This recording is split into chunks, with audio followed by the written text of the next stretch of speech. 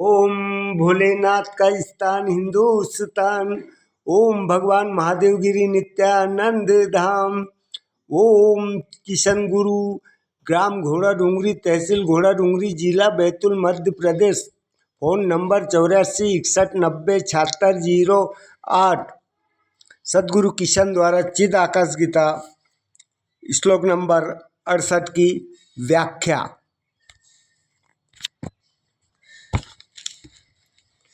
सद्गुरु नमस्कार दोस्तों, आज हम चिदाकाश गीता के श्लोक नंबर 68 पर चर्चा करेंगे। मित्रों, जैसे हम चिदाकाश गीता में आगे बढ़ते हैं, हमें बड़े बाबा का प्रेम स्पष्ट रूप से अनुभव होता है। कैसे वे हम सभी के कल्याण के लिए चिंतित थे, वैसे यहाँ चिंतित कहना उचित नहीं होगा, क्योंकि बाबा का यह प्रेम निस्वार्थ था। जैसे गौमुख से पतित पावन गंगा बहती है, जीव मात्र के कल्याण के लिए।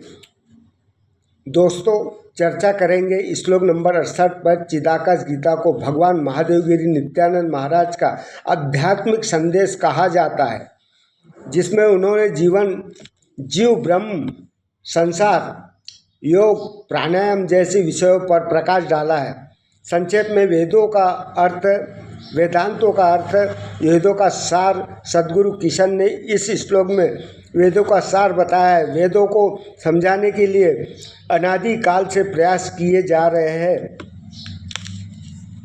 कई विद्वान इसका प्रयास कर रहे हैं, अनेकों ग्रंथ रचे गए हैं, लेकिन फिर भी वेद अगम ही बताए गए हैं।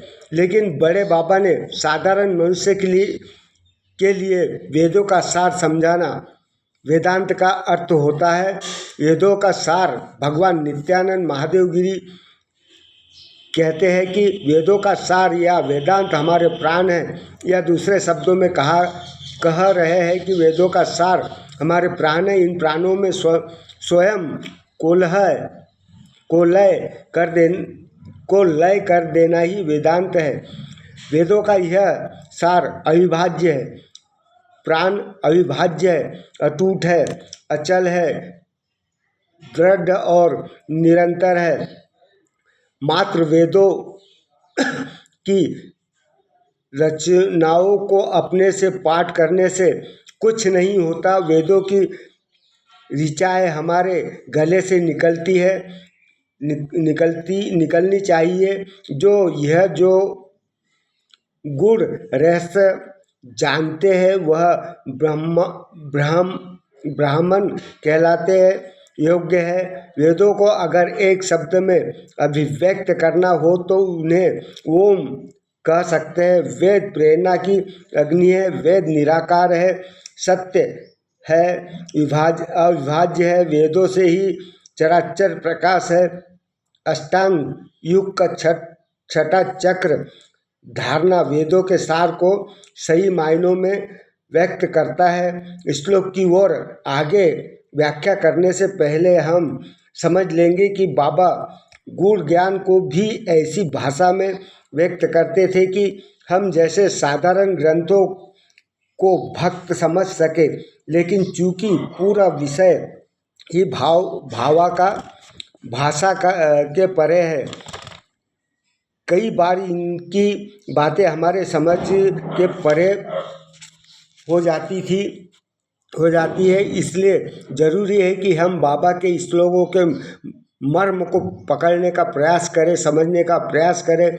हम सभी जानते हैं कि वेद मानवीय सभ्यता के साथ सबसे प्राचीन ग्रंथ है और उन्हें मानव सभ्यता का आधार गूढ़ ग्रंथ कहा जाए अति उत्तम होगा। ये समस्त लौकिक अलौकिक ज्ञान के स्रोत कहे जा सकते हैं। इसलिए श्लोक में बाबा सार की चर्चा कर रहे हैं। वे कहते हैं कि संक्षिप्त में हमारे प्राण वेदों का सार है। प्राण अर्थात जीवनी शक्ति।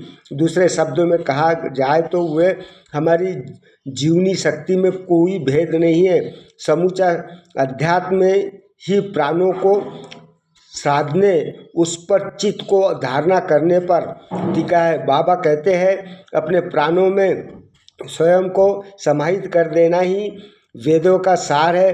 प्राण वस्तुतः एक ही है। प्राण अविभाज्य है, अटूट है, निरंतर है। जिस तरह वेदों का वाचन केवल जीव से करने से कुछ नहीं होगा, प्राणों को केवल श्वास में श्वास के साथ जोड़कर देखना पर्याप्त है। वस्तुतः वेदों और प्राणों का मूल हमारे गले में विशुद्धि चक्र है। विशुद्धि चक्र हमारे शरीर की स्थित ऊर्जा के 7 केंद्रों में एक है। इसका स्थान गले में होता है। इसे उदान प्राण भी कहते हैं। उदान प्राण हमारे ऊपर उठने वाले प्राण हैं। विशुद्धि चक्र से ऊपर उठकर आज्ञा चक्र और सहस्रार चक्र में जाते हैं। विशुद्धि चक्र के आदेष्टा का देव ब्रह्मा है। इसलिए भगवान कहते हैं जो इसे जानते हैं वही सही मायनों में प्राण या ब्रह्म को जानने वाले विद्वान हैं। बाबा आगे कहते हैं कि ओमकार वेदों की ध्वनि है। ओम के तीनों अक्षर तीनों वेदों ऋग्वेद, यजुर्वेद और सामवेद को माने गए हैं। बाबा कहते हैं ओम सत्य रूपी अग्नि है जो तमाम सभी कलिमीलों को जलाकर राख कर देती है। ओमकार के रूप में निराकार ही सत्य है, सारे जगत को प्रकाशित करने वाले हैं। श्लोक के अंतिम भाग में बाबा कहते हैं अष्टांग वेद 6वें वे अंग धारण का पारण किया गया तो सही मायनों में वेदों के मनन जैसा है। नियमानुसार प्राणायाम और प्रत्याहार द्वारा उनके विषय रूप, रंग, गंध और स्पर्श हर चित्त में स्थित किया है जाए तो यह धारणा कहलाती। इसी में वेदों का मूल है। साथियों, ये भी श्लोक 68 की व्याख्या। आशा है कि हमारा प्रयास अच्छा लगा होगा तो वीडियो को लाइक करके शेयर करें ताकि हमें प्रोत्साहन मिले। हर हर महादेव। ओम नमो शिवाय।